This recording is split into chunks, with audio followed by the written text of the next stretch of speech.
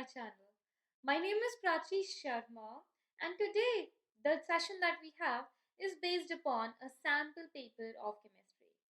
So one of the sample paper videos with detailed solution discussion is already on the channel. If you have not got a chance to take a look at that, so you can find it on the channel or in the description box. What is this session about then? So I posted a sample paper on the Telegram channel, and a lot of students sent me their response with the solutions. And I have selected one answer script that I found was a very interesting one. And this is where we generally find students that they lose marks. So the entire answer script is very well written. The student has given a lot of details about every answer, and very clearly in neat handwriting he or she has represented his answer script. I'm not mentioning the name of the student, but I am using his or her answer script on the channel. So we'll be discussing that in detail. The reason I have picked up this answer script is because this answer script is entirely good. As a student, if you submit such an answer script, you would understand that you would expect an 80 on 80 in the theoretical part, of course. But I'm gonna show you certain places where unknowingly you would lag behind, even though according to you you have written the correct answer, but you may end up losing a couple of marks here and there without knowing.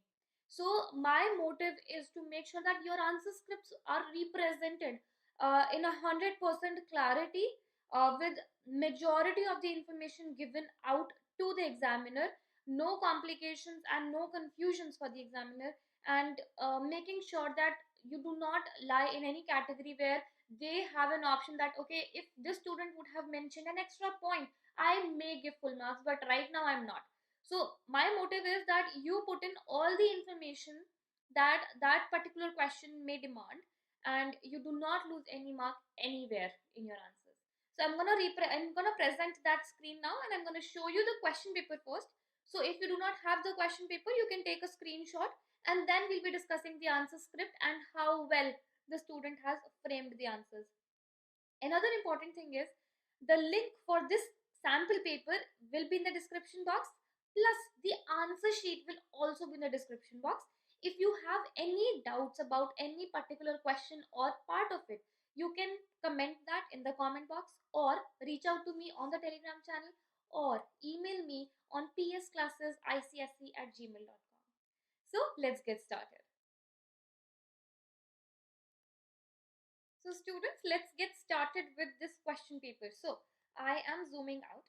You can take a screen, you can pause and take a, so this is section, so it's the first page. So you can take a screenshot here. Then this is your second page. You can take a screenshot right here. Let me zoom out a bit. So this is your second page. Then you have the third page, which is this much. Then you can take a screenshot. Then you have the third page like this. Let me stabilize it. Yeah, like this. You can take a screenshot now. And then you have the last page, that is like this. Okay. Now let's get started with the understanding. So this is your question paper. There may be some parts that you don't understand and you do not know the answers for. You can of course reach out to me for that. Now let's get started with this answer script of the student. So I have corrected this entire answer script, and the student is scoring 76.5 over 80, which is a very good score. But I'm going to show you that according to the student, he would have submitted an 80 on 80 answer script but ended up losing marks. Plus, what are other places where he or she can improve the way he or she has represented the answer script. So I'm going to put that out. So for the first question, if we look at section A, so section A, if you see, the student has mentioned all the numbers and the options, correct? Now this is a very good way of writing the answers, but if you think from an examiner's perspective, like I'm the examiner, I'm correcting the answer script. Now, if you think about it, I have to take a reference back and forth looking at the options, that okay, for the first one, okay, it's D, then C, then A, then, so I'm taking reference from the question paper again and again. But how can you improve this representation? What can you do here? So what you can do is, of course, I would mention that option D is the correct answer. But along with option D, For example, for this particular question number first, option D, answer is sodium hydroxide. So you're just gonna write sodium hydroxide. Okay, then for option C, your correct answer is halogens, so that you're gonna mention. Then for the next one is let's say copper and zinc, so you're gonna write that. So what happens because of this is that I have an understanding that the student got all of them correct. Okay, but the student got the last question wrong. Okay, that is the 15th option. Now I'll take you to the question. I'll tell you what I'm talking about. Okay, so this was the question number 15. Can you see it? The question number 15 says a hydrocarbon which is a greenhouse gas, and the student has written the answer as option B, that is ethylene. Okay, but what is the answer? The answer is methane, correct? That is answer D. So what I'm assuming is that this mistake was a silly mistake. He knew the answer was methane, but by mistake he ended up writing B instead of D. So this was a silly mistake from the student's perspective, because after looking at the entire answer script, I have some understanding that the student is aware about his content.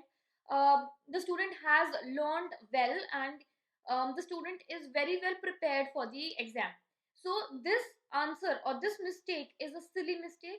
This was not an intentional mistake. It's not that the student did not know the answer. It's a silly mistake here.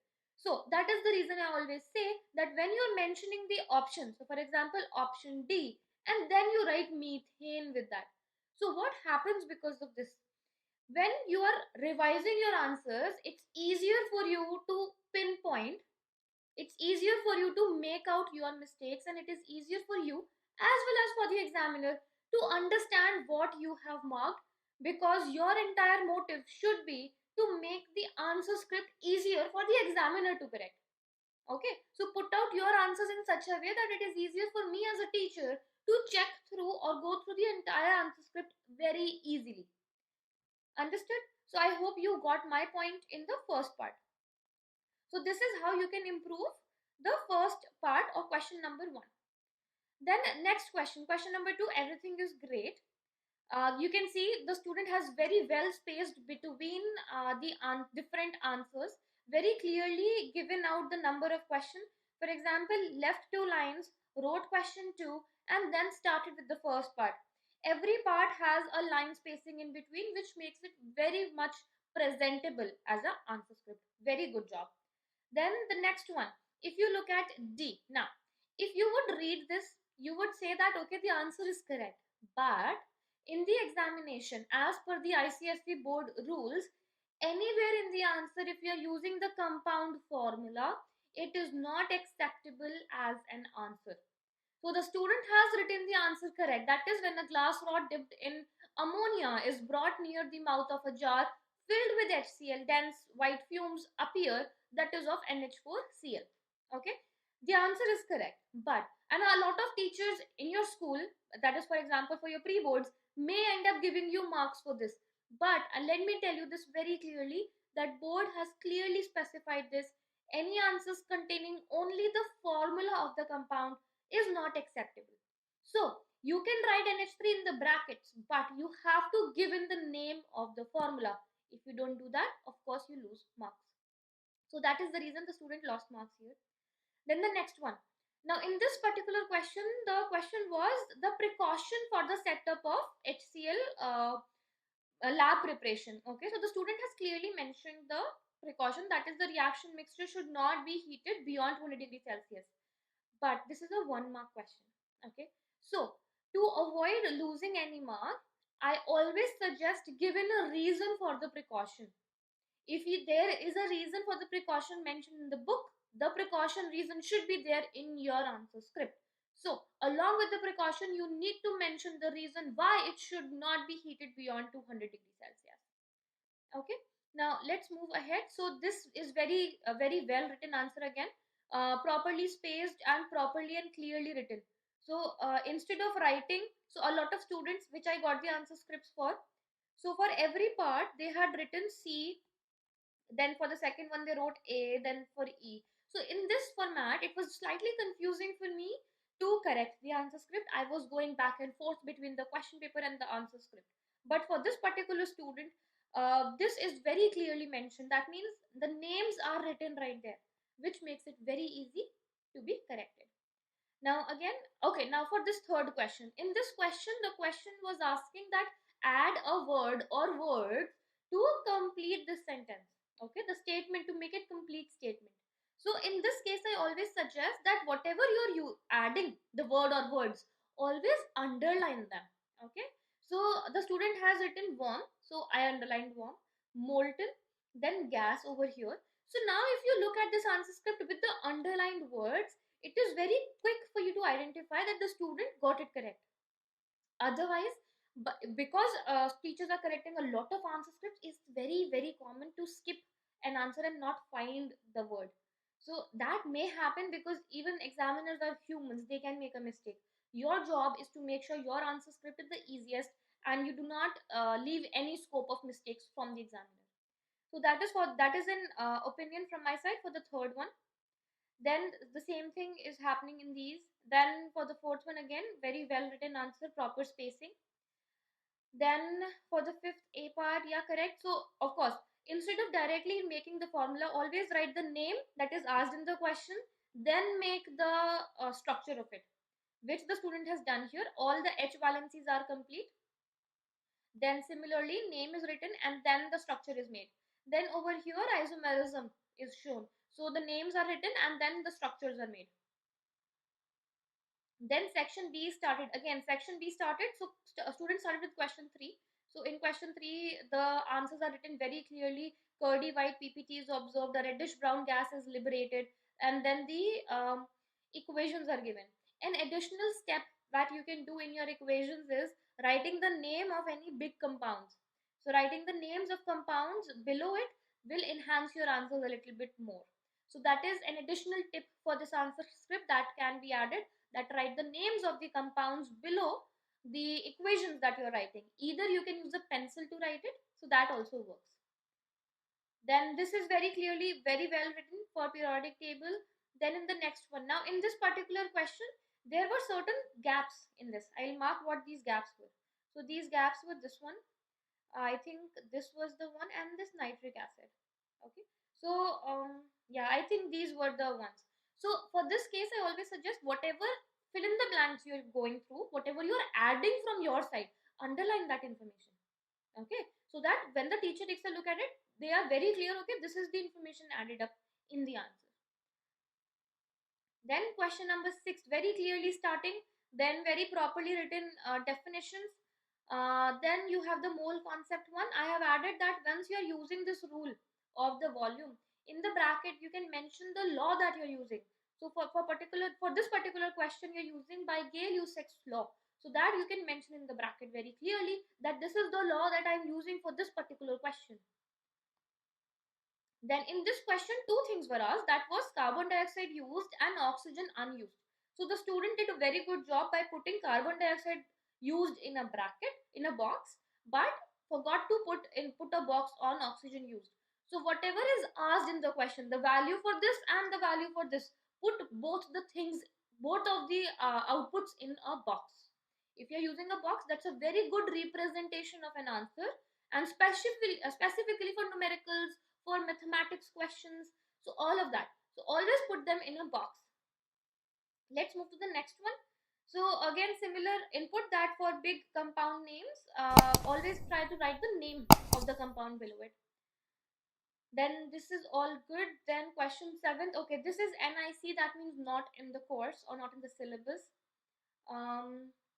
Now again, hydronium ion is formed, so I would always suggest writing the name of what you're doing there. Okay, I understand it's hydronium ion, but always mention what have you made in the answer sheet. Then let's move on. Then you have third part. So this is very clearly written. Atom A, group 1, period 3. Atom B, group 17, period 3. Very clearly mentioned information. Okay, now again, for this question, so what was this question about? The structures were given. Okay, organic compound structures were given, and you were supposed to give in the name of the compound. The question very clearly says that you need to write IUPAC name of these compounds. So I understand that propanol is a correct answer, but as per the ICSE standards, I do not want you to lose any mark for any silly mistake or any small gap in your answer script. So I always suggest, as per IUPAC name, you need to give in the position of the functional group. That's very clearly written in the IUPAC rules. So instead of writing propanol, you need to write propan 1al. That is mentioning the position of it. Okay. Then the next one was propanol. So you can go with one propanol or propane 1-ol. Then same thing was pentanoic acid. So pentane, oic, pentane 1, oic acid. So I'll just write one. I think I missed one here. So it's important that you do not leave any gaps in your answer script. So as I did not deduct marks for these three, but I'm giving you a suggestion that you need to make sure that there are no gaps. So this gap should be filled. Then next question number 4. So chief ore of aluminium is bauxite and the process of concentration of bauxite is leaching. The answer for this question is leaching. So the student lost 1 mark here. Then the next is again a mole concept question. So this was the empirical formula. Very well done question. The chart made is very clear. I can clearly understand without any confusions what the student is trying to do here. Then empirical formula is clearly written. The entire thing is done very well. Let's move ahead if there's anything else I need to mention. Okay, so that's it. The student has very clearly done this. So let me stop presenting the screen now. So my dear students, this was it, discussing the second sample paper and telling you what mistakes to avoid and how to cover up those small gaps in your answer scripts which can enhance the way you present your answer sheets. So thank you so much. I hope this session was helpful for you. Make sure that you leave a comment in the comment section and let me know what were your thoughts about this video today. For any questions or queries, I've already mentioned the information that you can reach out to me on and you can discuss your doubts. So thank you so much. We'll catch up in the next session. I hope you have a beautiful day.